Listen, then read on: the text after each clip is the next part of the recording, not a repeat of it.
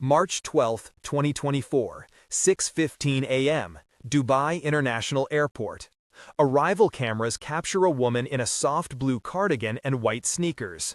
Her passport bears a 30-day stamp. The last message in the family chat, "I'm downstairs, he'll be here soon." 2 hours later, her phone will go silent. In the days that follow, it will become clear. Behind the photos of a sheikh, the voice notes from the palace, and promises of marriage, stood a group that had been draining her money for months and now was reaching for her passport. This isn't a story about a chance meeting. It's about trust turned into a tool of control. She was born Lorraine Wilson on a humid August evening in a small Florida town where porches faced the street and neighbors still knew the names of each other's dogs. Her mother worked double shifts at a nursing home. Her father repaired lawnmowers in a shed that smelled like gasoline and orange blossoms. Lorraine grew up between choir practice and county fairs, the kind of girl who could harmonize on Sunday and keep score at a Little League game by Tuesday. She learned early that steadiness was a kind of love, showing up, keeping promises, handing over the largest spoonful of peach cobbler to the guest. When classmates chased big city plans, she stayed near home, believing that a life can be meaningful without being loud. The compass points of her world were simple: family, work, church, and the long, flat horizon of A1A.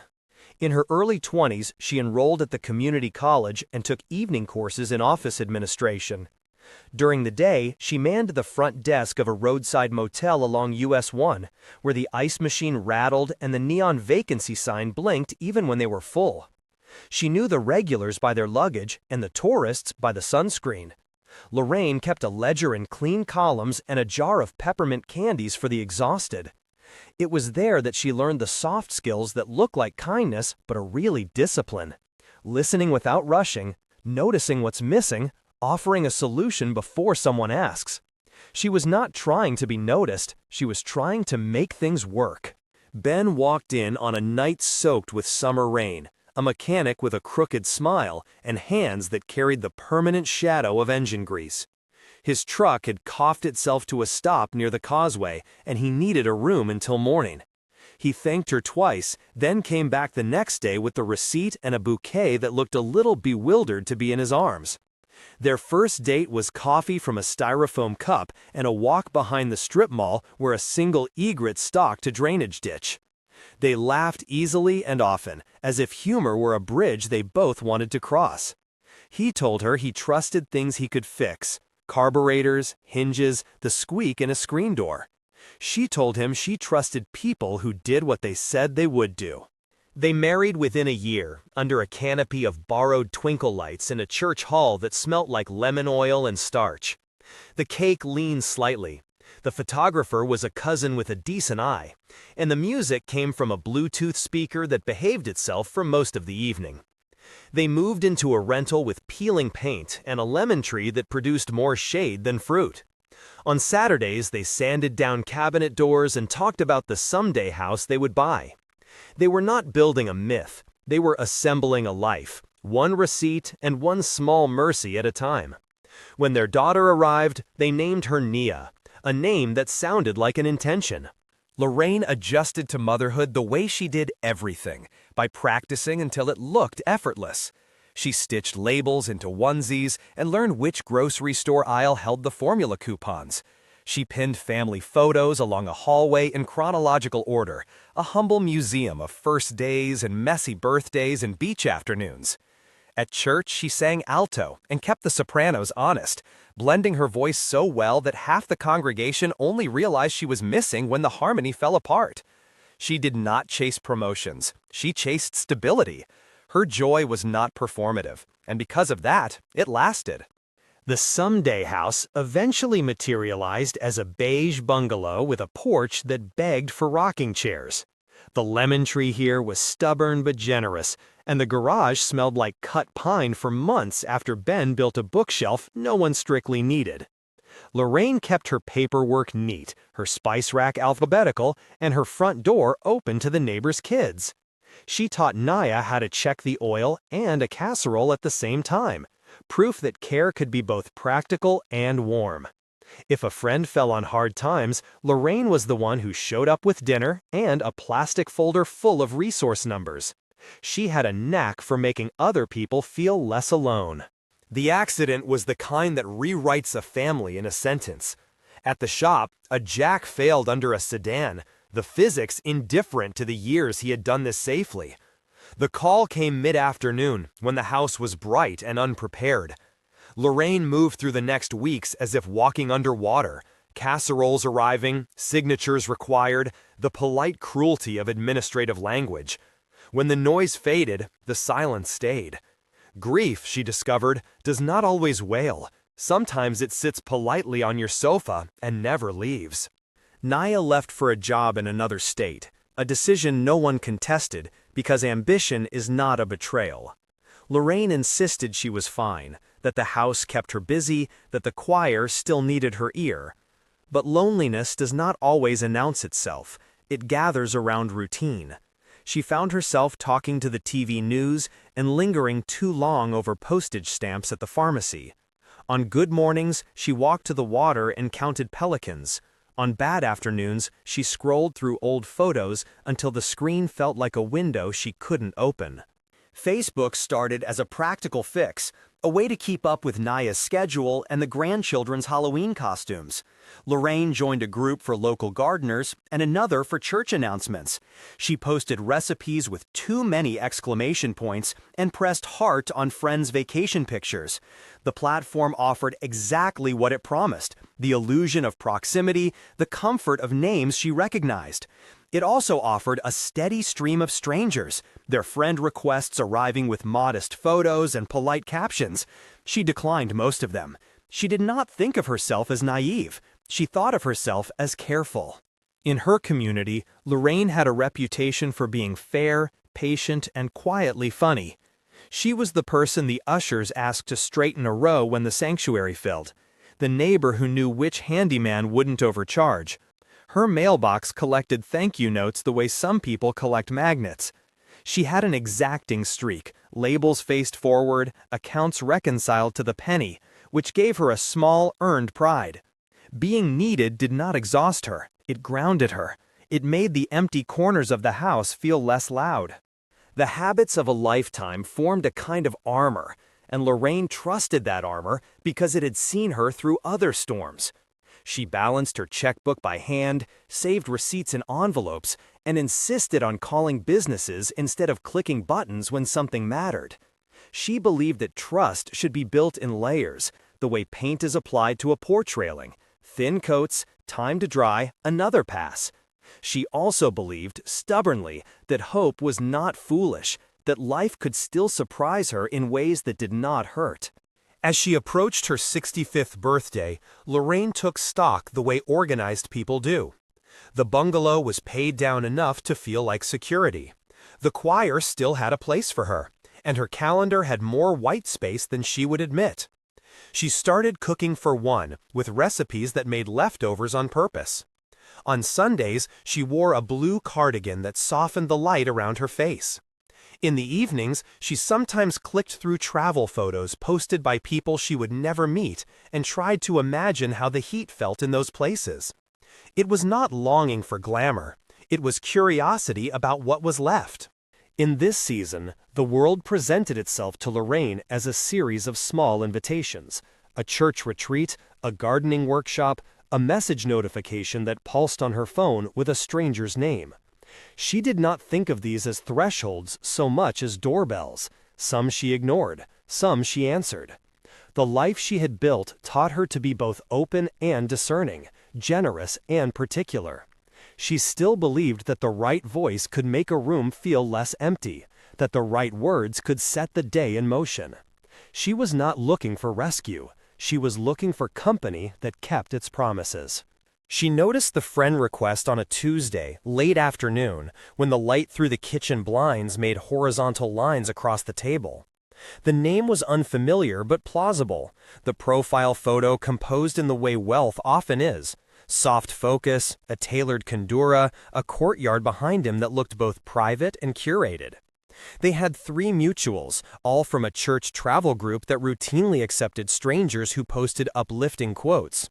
His timeline was brief but tidy, a handful of posts about charity and horses, each with a modest number of comments that did not look automated at a glance.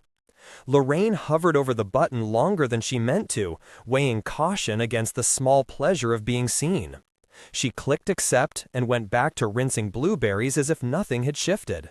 The first message arrived with the restraint of someone who understood pace. He asked about her day and referenced the gardening photo she had posted the week prior, which told her he had scrolled rather than spammed.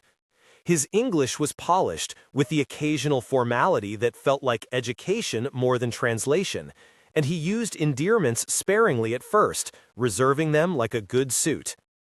Lorraine responded the way careful people do, with short sentences and polite questions, and she signed her name as if writing a letter. He waited hours to reply, which read as courtesy rather than indifference, and when he did, he included a photo of a sunrise seen through an arch that framed the sky like a promise. She saved it without deciding to. A pattern formed quietly. He greeted her in the mornings when Florida still held on to night, and sent a final message when his city tucked itself under streetlights. He commented on small details: her blue cardigan, the lemon tree that refused to quit, the choir schedule she had mentioned in passing, as if collecting evidence of who she was. His attention did not arrive as a flood, it arrived as a clock that could be trusted. Lorraine began leaving her phone face up on the table, the way you do when an ordinary object becomes a bell. The sound of a notification softened the room. After a week, he sent a short voice note, the first shift from text to breath. The voice was warm and made careful work of consonants, each phrase delivered like a gift wrapped with both hands. He spoke about work in broad strokes, investments, logistics, meetings at odd hours, and mentioned a father's worry about a son studying abroad. Lorraine listened twice because the tone was as important as the content, and she found it free of rush, free of need. She replied with her own voice, surprised at how steady it sounded in her ears, and she kept the note practical: weather, choir rehearsal, a new recipe that had finally cooperated. He answered with laughter that did not try too hard. They stayed on Facebook at first, a choice that felt safer than it was.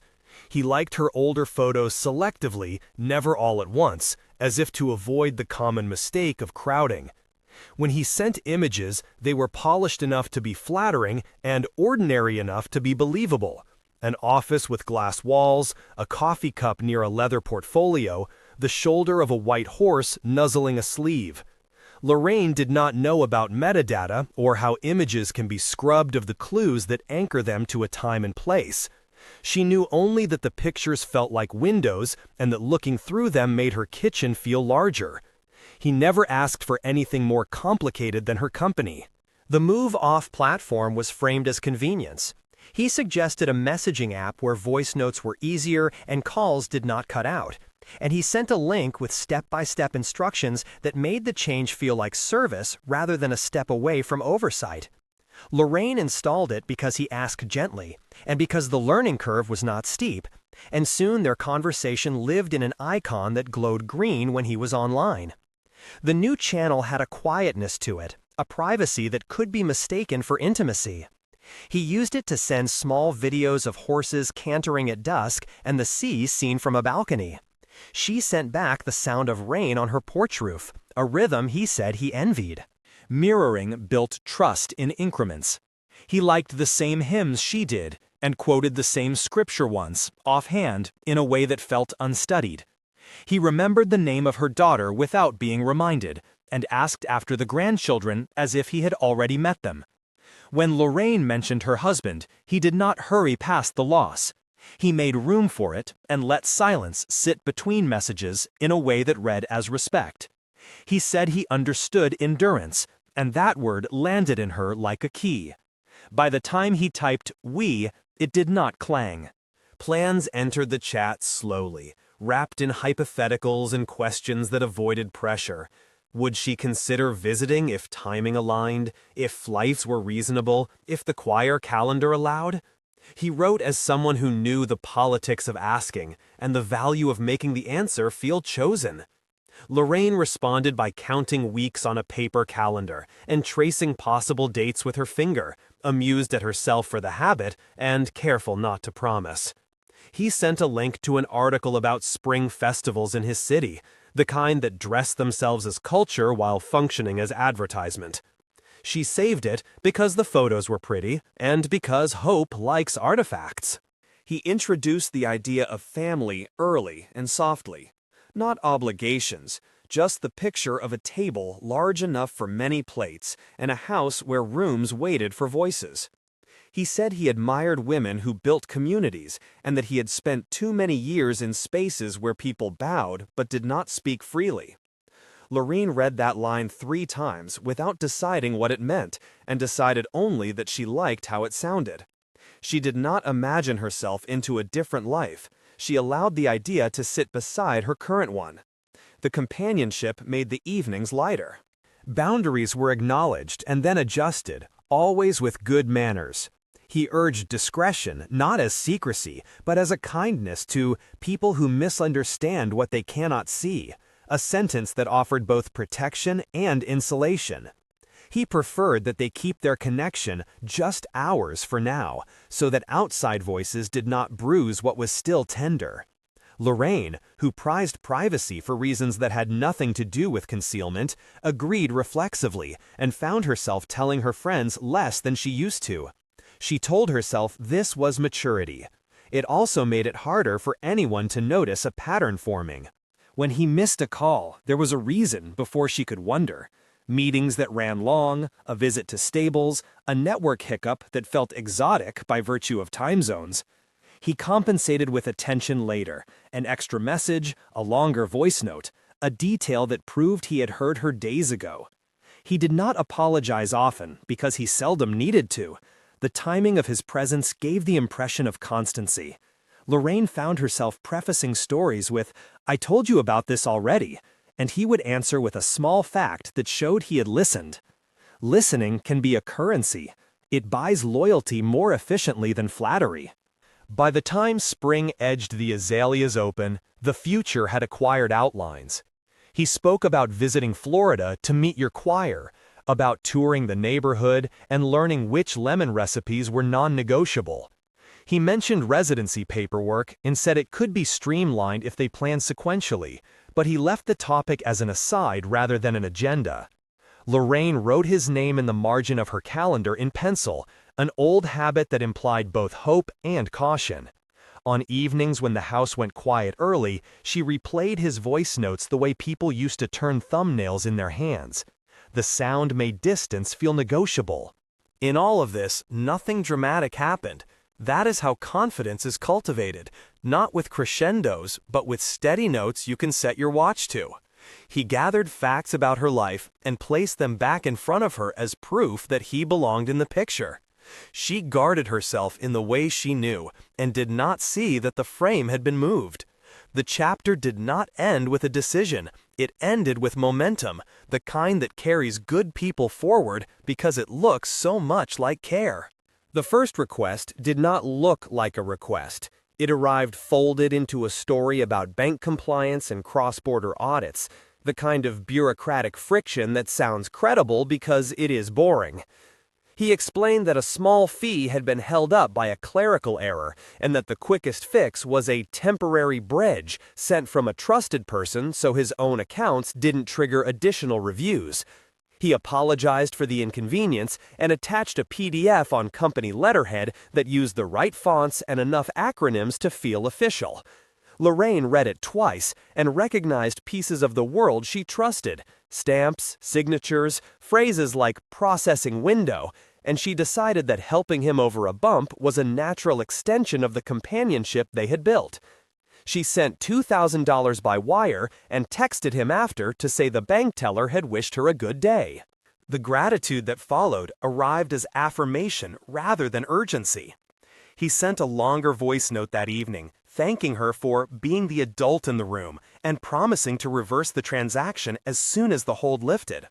He referenced repayment like a point of pride, not a plea, and he laughed about how institutions were always slow when you need them fast. Lorraine, who had spent a lifetime solving small problems no one else noticed, felt the old satisfaction of making something work. When nothing in her world broke because of the wire, the act of sending money acquired the sheen of competence rather than risk. A favor performed without consequence can feel like wisdom. The second transfer wore a different costume. He mentioned a consulate appointment that required proof of onward travel and a refundable hotel reservation, and he asked if she could put charges on her card for an hour while his assistant sorted a card limit. He sent screenshots of itineraries, the kind any traveler might see, with flight numbers that matched real schedules if she bothered to cross-check them. He framed it as logistics, the housekeeping of a life in motion, and he assured her that a reversal would post before the card statement cut. Lorraine had always been the person family called to book tickets and compare hotel policies. This felt familiar. She paid the deposits and took a photo of the confirmation page the way she always did. When the reversal did not arrive on schedule, a reason arrived instead. He forwarded an email thread with too many recipients and the kind of firm language that convinces because no one would invent a sentence that dull. The gist was that international reversals sometimes took 3 to 5 business days depending on the bank, and he apologized again for the nuisance. To soften the wait, he sent her a short video of horses at dusk and asked about the lemon tree, and the conversation shifted back to the rhythm that had made all of this feel normal. Lorraine wrote the pending credit in pencil on the calendar and moved on to the next task in her day. Waiting is easier when you believe you are waiting for the right thing. Sums grew with explanations that scaled accordingly. He mentioned a residency pathway that bundled requirements, a security bond, health screening, and an administrative retainer, if paid in one batch, which would save thousands and weeks. He forwarded a brochure whose bullets aligned with things she had read online, and the prices were high but not outlandish for government matters in a rich city. He offered a repayment plan that sounded like a budget discussion rather than a debt equation, and he suggested calling it an investment because the word felt less like taking. Lorraine divided the total into pieces in her head and discovered that if she leaned on her savings and sold the jewelry she never wore, she could cover the first tranche without rearranging the rest of her life. The plan presented itself as a ladder with manageable rungs. Her bank noticed before she did. A fraud specialist called to ask whether the wires to a new beneficiary in another state were expected, and Lorraine, steady and polite, said yes. The specialist read a script about romance scams because the system had flagged key phrases in the memo lines, and Lorraine felt the heat of embarrassment rise because the word romance as a category didn't fit what she believed they were building. She answered the questions precisely and declined the offer to freeze anything. When she told him about the call, he sounded simultaneously concerned and admiring. They are doing their job. You are doing yours. Being careful. He suggested that future transfers use more neutral descriptions to keep the clerks comfortable, and she wrote home repairs in the memo box the next time. To keep pace with the plan, she began liquidating quietly. The pearl studs found a buyer through a neighbor. The wedding china went to a young couple who promised to use it and not just store it. She listed a bedroom set online and reminded herself that wood prefers to be touched. The bungalow, which had always been her fortress, started to look like a staging ground. Boxes along the hallway, a stack of flattened cartons behind the couch, a folder on the kitchen table labeled "Documents, Move." He praised her decisiveness and sent her a checklist that looked like the ones she made for herself, right down to the square boxes waiting for pen marks. Efficiency can be intimate when it mirrors you. With larger totals came a shift in tools.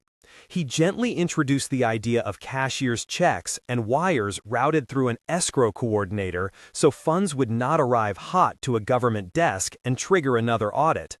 He said that a brief use of cryptocurrency could further reduce scrutiny, but backed off when she explained she did not understand it, pivoting instead to a domestic intake account that would forward transfers on schedule. The names on the accounts changed every few weeks with a plausible story attached: an assistant out sick, a vendor rotation, a bank refresh of business lines, and he sent updated instructions formatted like corporate memos. Lorraine, who had learned to tolerate administrative churn, filed the PDFs in a neat directory and made a new label in her email to keep everything sorted. Her daughter and friends intervened the way loved ones do, urgently, imperfectly, and a little too late. They sent articles and asked sharp questions and used words like scheme and grooming that sounded like insults when applied to someone she respected. Lorraine, who had always managed her affairs without supervision, felt judged and doubled down on her certainty. She minimized the totals when pressed because numbers can be weaponized in arguments, and she believed that context mattered more than sums. He anticipated these conversations and supplied her with reassurances couched as empathy. "They love you. They don't see me. Let me prove this with actions, not arguments." It was easier to repeat his sentences than to translate her own hope. The house sale presented itself as a practical solution rather than a sacrifice. The market had turned in her favor, and the equity could erase the small debts that had accumulated and finance a fresh start.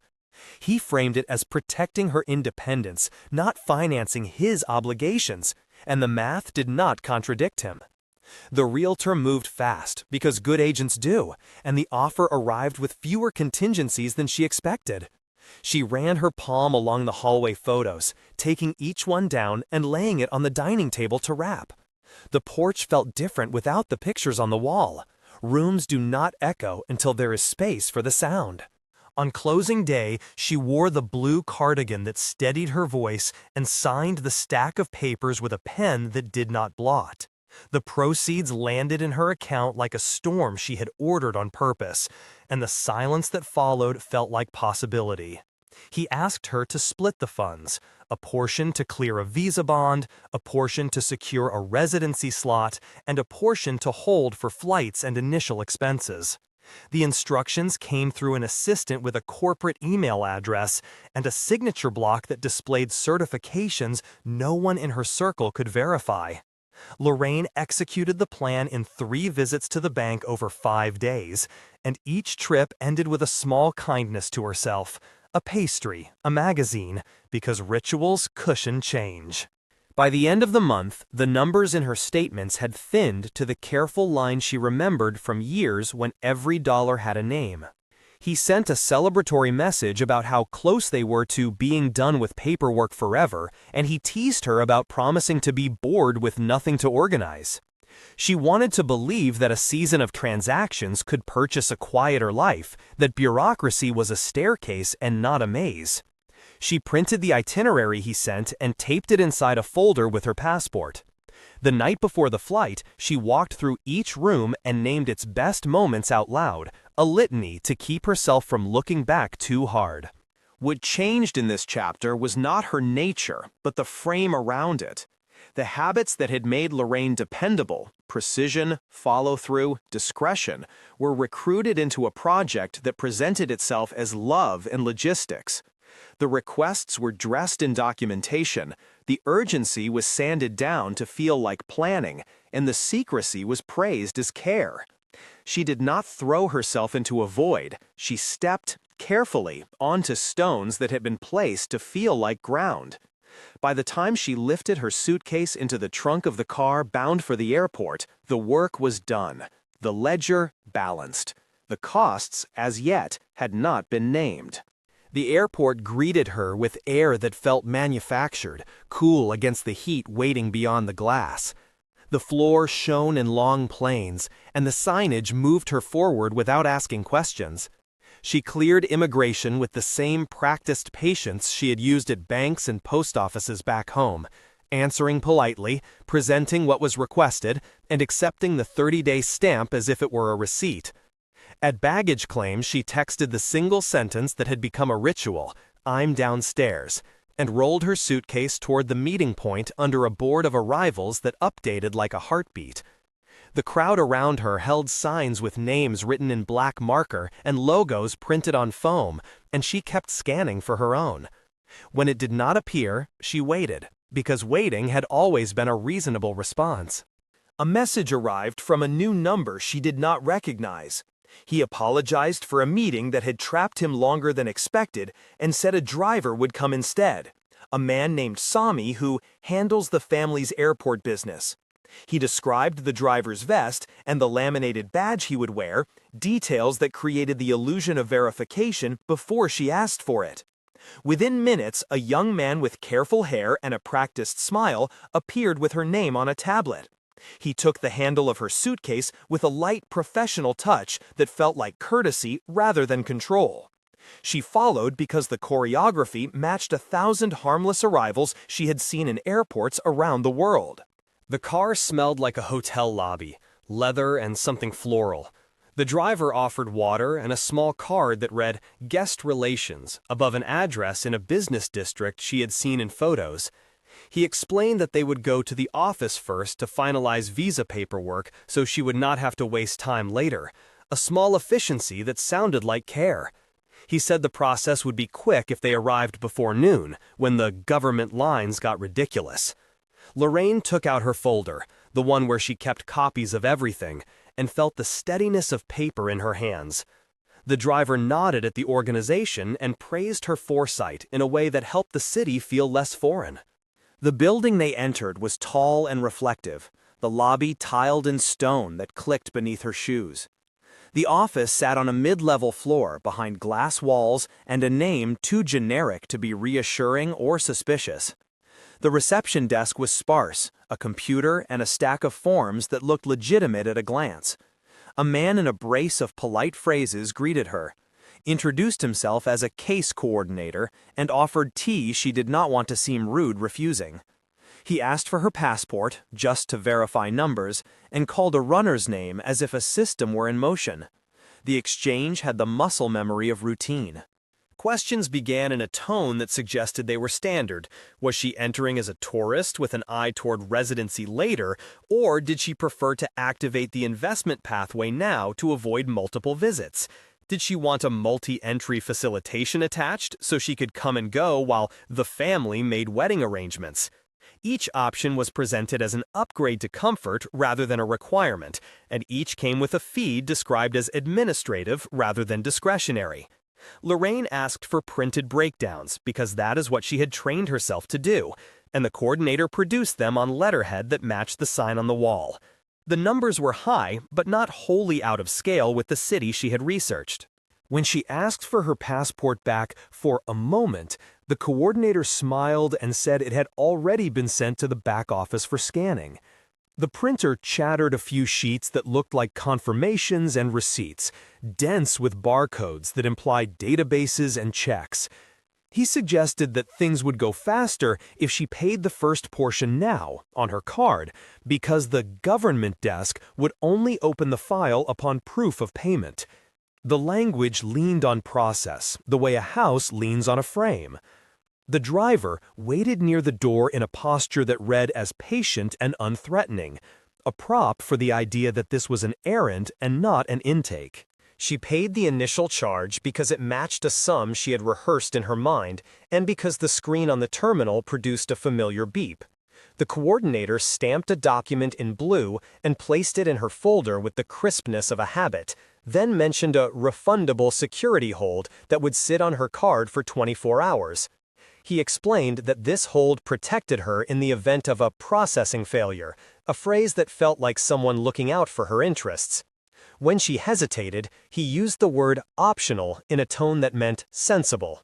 Lorraine, who had always purchased the kind of insurance that refunded the smallest disasters, nodded once and handed the terminal back. They drove her to a hotel that called itself a residence, the kind of property designed to look like home with the predictability of chain furniture. The room was clean and unmemorable, a kitchenette in one corner, a desk in another, a bed made like a demonstration. At the front desk, the clerk asked for a card to cover incidentals, and Lorraine offered the same one she had used at the office without realizing she had closed a loop. The key card worked with a soft green light, and the driver told her to rest and be ready for a quick visit to a clinic in the morning for the health screening. The coordination sounded like service. The city beyond the window did not. Morning delivered a new pressure disguised as efficiency. The clinic existed, a bright waiting room with a television tuned to news in a language she did not speak, and a nurse who took her blood with a competence that suggested legitimacy. The bill, when it came, was higher than expected, but sat within a range that could be blamed on being foreign. The coordinator texted from the office while she waited, asking her to send a photo of a receipt so we can attach it to your file immediately. Lorraine complied because sending receipts had always been how she kept systems aligned. The language of procedure had become the language of trust. By afternoon, the office called to say there was a slight irregularity with the initial transaction that required a supplemental payment to avoid a delay that would jeopardize her tourist window. The irregularity was never named in a way that could be challenged. It was a cloud of words that gathered only long enough to rain. She resisted in the only way she knew, by asking for documentation, and they provided it, a page with stamps that looked official and a watermark too faint to test. When she explained that her funds were not unlimited, the coordinator softened his voice and asked if she wanted to place part of it now to keep the file moving. Part had always been the reasonable compromise. The hotel key failed in the lock at noon the next day, the light turning red with a small electronic indifference. At the desk, the clerk explained that the reservation had been made through a corporate account that required renewal each day until the package was complete.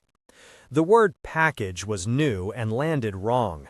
Lorraine called the office from the lobby and was told it was a simple miscommunication that would be cleared in an hour if she could settle a temporary facility fee that had been misapplied to her file. She paid because standing in a lobby with luggage makes everyone feel transient. The key worked again.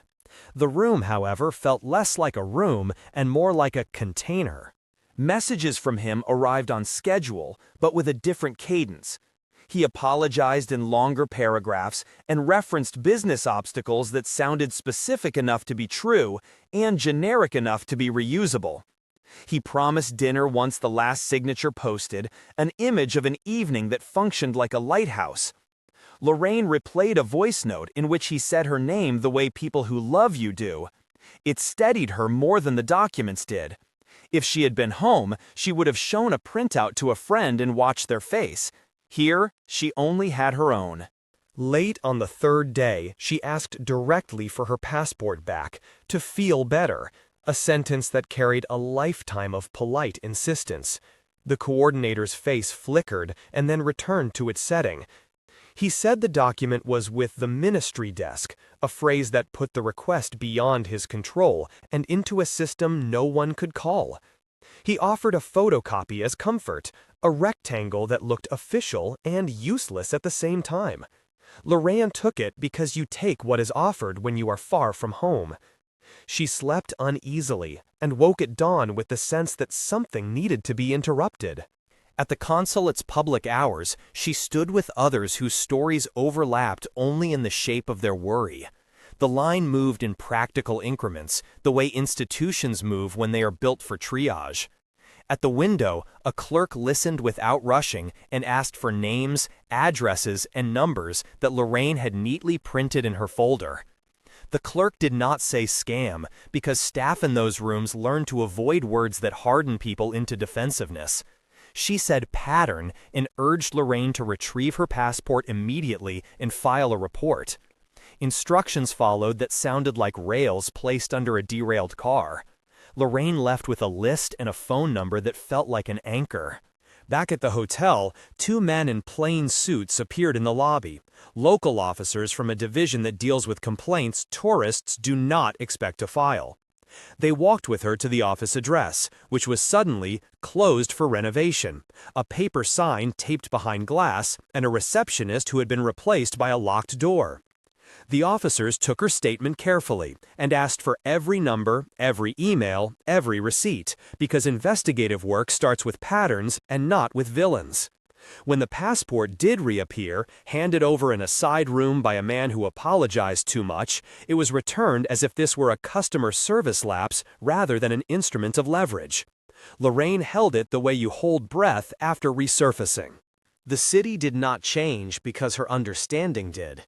Streets were still clean, and the horizon still drew straight lines.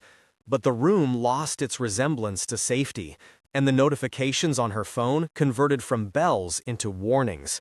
She canceled the next payment and watched the coordination unravel into messages that alternated between persuasion and mild threat, the signature of a system that prefers compliance to confrontation. In the quiet after, she sorted her folder again, placing the photocopies beside the originals, making 2 stacks, one labeled Things That Belong to Me, the other labeled Things That Do Not. She had arrived as a guest and discovered she was a case. She began with the simplest salvage. She called her bank from the hotel desk phone because landlines felt sturdier than signals. The fraud department asked structured questions and assigned her a case number that sounded like a license plate. They could not promise reversals for payments she had authorized, but they could place holds on future drafts and cancel the card that had become the spine of the scheme. The agent's voice was professional and kind, a combination that steadied her more than any document had. Lorraine wrote the names of everyone she spoke to and the time zones they sat in, building a log the way she used to build grocery lists. Order, even when it cannot fix, can contain. She forwarded the same log to the consulate, attaching scans of receipts and screenshots of messages before anyone could delete them remotely.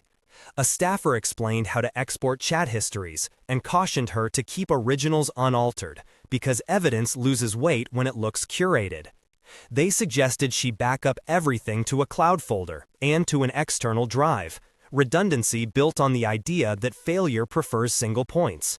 Lorraine followed each instruction carefully, relieved to exist inside a system with rules that did not shift mid-sentence. When one officer asked for a narrative in her own words, she wrote it in plain language and refused the temptation to hedge. Clarity, in rooms like these, is not performance. It is a form of self-defense. The messages from him changed shape. Apologies gave way to persuasion, persuasion to offense, offense to concern that sounded like threat when read twice. He warned that canceling payments could trigger legal complications and that discussing their relationship with outsiders would complicate immigration. She recognized the tactic because it mirrored how the office had framed each fee, risk cloaked in process. When she did not answer, new numbers appeared with voices that claimed to be assistants or coordinators, all rehearsing the same sentences with different punctuation. She documented each contact and muted them one by one until the phone became quiet enough to hear herself think. The officers escorting her back to the business district tried the door again and made calls that did not travel far. Operations designed to move vanish on schedules designed to confuse. A building manager eventually admitted that the office had been leased under a short-term agreement by a company that had already given notice. He shrugged in a way that said this happened more than it should. The police logged the report and asked if she felt safe returning alone to her hotel. Lorraine said yes because her body had not yet caught up with the day's math. Later, in the elevator, the mirror told her she looked more tired than afraid. At the hotel, she asked the clerk to remove the corporate card from her reservation and put the room fully under her name. The clerk complied with the speed of someone happy to simplify a ledger. She paid for 2 nights to give herself space to plan, then called her daughter.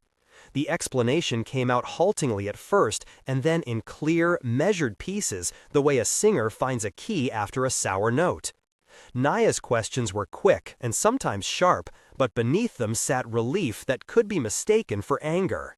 They made a list together while the call held: flights, rides, documentation, doctors, rest.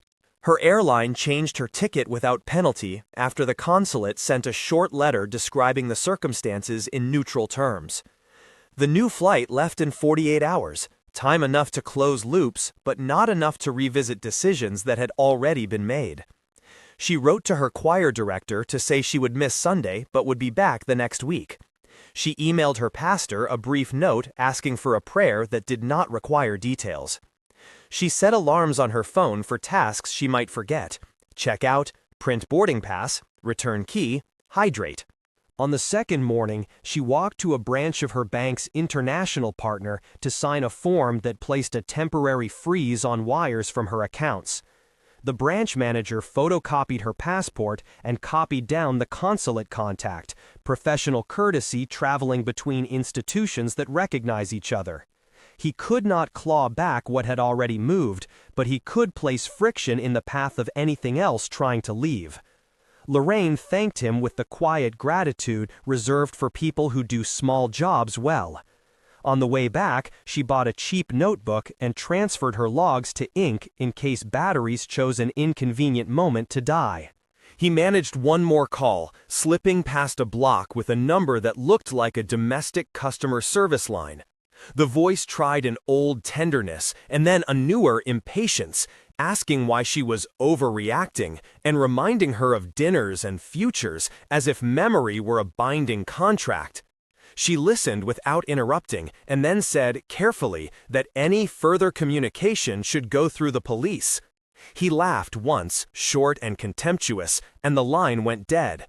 Lorraine added the number to her list and underlined it twice, not because it mattered for recovery, but because names should be matched with deeds. The consulate connected her with a local victims assistance organization that specialized in travelers whose expectations had been weaponized. A counselor met her in a lobby and spoke in practicalities: what to expect from police reports, how to handle messages that might arrive after she left, what emotions often come next. They did not prescribe feelings or promise justice. They offered a small card with a hotline number and a line at the bottom that read, "You are not foolish for believing. Someone is culpable for deceiving." Lorraine put the card in her passport, a reminder that carried better than advice. That afternoon, she returned to the clinic to collect her lab results because incomplete errands itch. The receptionist found her file and handed over a sealed envelope with a stamp no one would ever check. Lorraine considered throwing it away and decided not to. Keeping ordinary paperwork felt like reclaiming the right to be a regular person in a city that trafficked in smooth edges. On the walk back, she noticed details she had missed. The way the heat rose from the pavement in patient waves, the way traffic aligned like choreography, the way some buildings tried to look like history and others made peace with being new. Seeing the city as itself drained it of the power it had borrowed from someone else's story. On her last night, she laid everything out on the bed as if packing for 2 trips, the one she would take and the one she would not. In one stack, passport, phone, consulate letter, boarding pass, receipts, the small notebook with logs. In the other, printed itineraries with names that belonged to no one, brochures for programs that resolved into nothing when backlit, screenshots that had been the scaffolding for a future that did not exist. She took a photo of each stack, a private taxonomy of fact and fiction. Then she slid the evidence into her bag and left the promises on the desk as if abandoning a dress that looked good in a mirror and not in the world. At dawn, she checked out and asked the clerk to note that her room should not be charged to any account but the one in her hand. The city was pale and briefly gentle, the airport beginning its morning choreography. At security, she kept her passport in her palm until the last moment it had to leave, and when it returned, she placed it in the inside pocket of her cardigan the way people in storms move candles away from edges. She did not look for anyone in the arrivals hall because she was not arriving. At the gate, she did not pray for revenge or restitution. She asked for enough steadiness to carry the weight she was bringing home.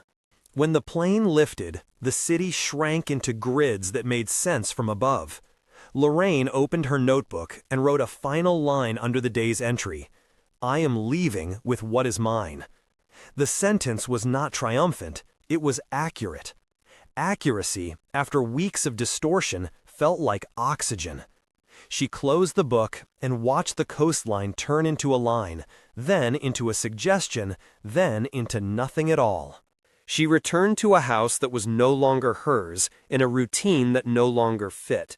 For the first week, she stayed in a guest room at a friend's place, a small square of quiet with a window that faced the neighbor's hibiscus.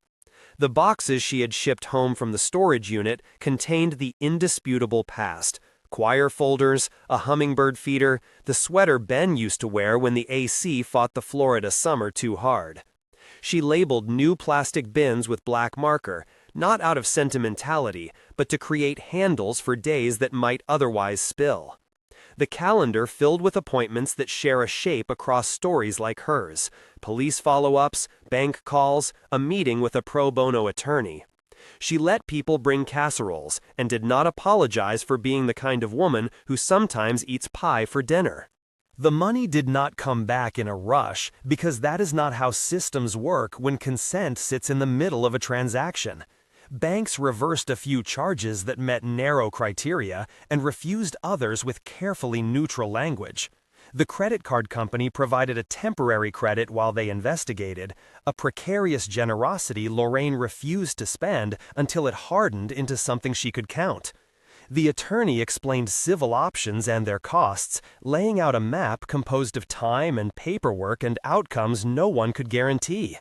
Lorraine wrote down the words "statute of limitations" because naming a boundary made it feel more like geography than fate. She understood, perhaps more than most, that recovery is a verb without an object. Police interviews grew more precise as the investigation moved from intake to pattern, a shift she recognized from the steadying cadence of the questions.